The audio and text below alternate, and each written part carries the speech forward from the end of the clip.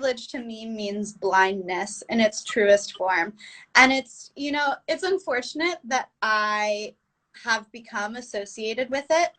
And it's something that sort of sucks because, you know, like I've been posting about white supremacy, which was a radical term back in like 2018 when I discovered racism, aka began my journey.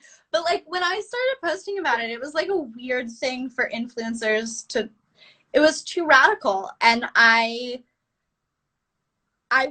and even though it was radical, I was so late to the game. I was centuries late to the game. I was 25 years too late to it.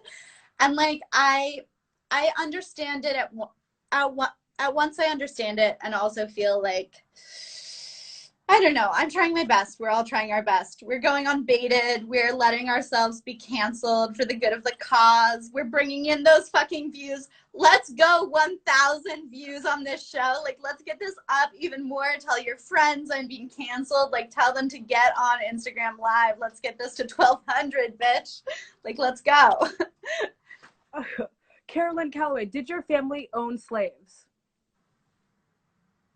They must have, right? I don't know. That's something that you should know. I don't know that, but I really, it's probable. You know what? I'm going to go with yes, because my dad's side of the family has roots in North Carolina, and they've been here since the 1700s, and that's the reality of what was going on in the 1700s. Really? Wow. Yeah, it must have been. It must have been. Like, that's what I hate about this show. I feel like you have white people on and you ask them questions like, did you own slaves? Are you racist? And they're like, me? No, never. And I just feel like we'll never address these problems if we aren't like, yes, everyone has these biases. Yes, this is the reality of the history we all share. Like, so it's so... You would say you're a proud racist. I would say that I am racist and very ashamed of it. And anyone else who says that they're not racist is lying to themselves and others.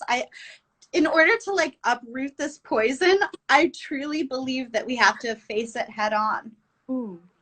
Would you consider yourself the white savior of influencing and promoting Black talent on Instagram? Yes, I would say that I discovered Black talent like I discovered racism. 2018, racism was born. I actually think that that's a really, really interesting detail. Now, have you ever hooked up with a Black person before? Yes, I have. Tell me about that experience. I don't kiss and tell. But actually, I would say that you do kiss and tell because I've followed you on Instagram.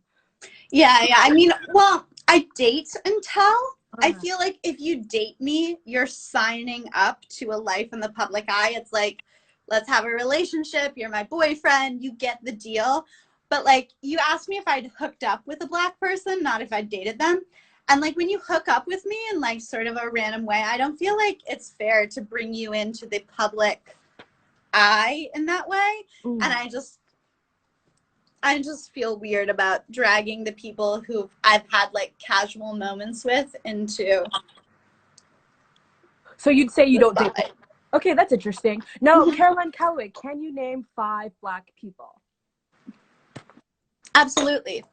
Toni Morrison, Zora Neale Hurston, Maya Angelou, Oprah Winfrey, Frederick Douglass. Those are my favorite authors. James Baldwin.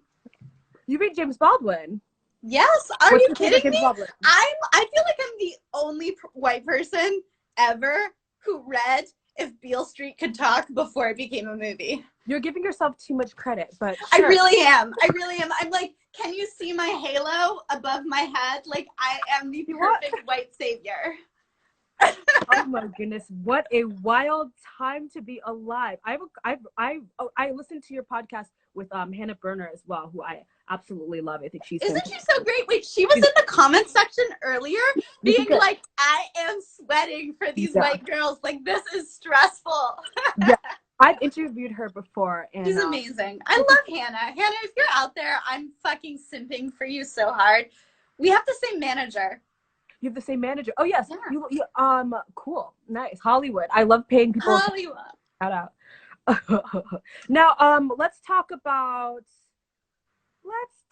about, okay, so why did you say yes to this interview in the first place? I'm really interested in this.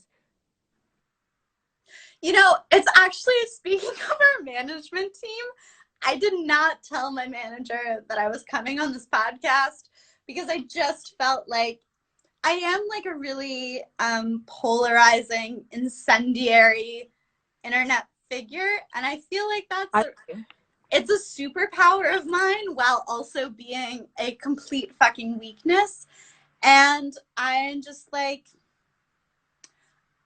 I have a lot of trauma to unpack from being canceled because it's just like, I really think it scrambles your brain when you've received like enough hate messages in like a small amount of time. But I just really, I don't know. I just seeing all the protests and just seeing, honestly, seeing all the white people who come on your show who are like, I'm not racist.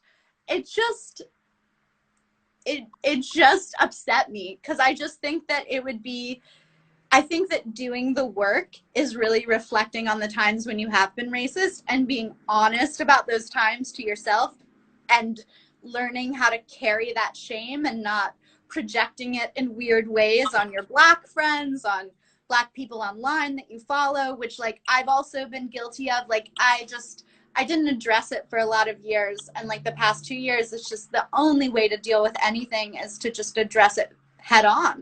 Totally. And out of curiosity, how many Black people do you employ on your team? 0 right now.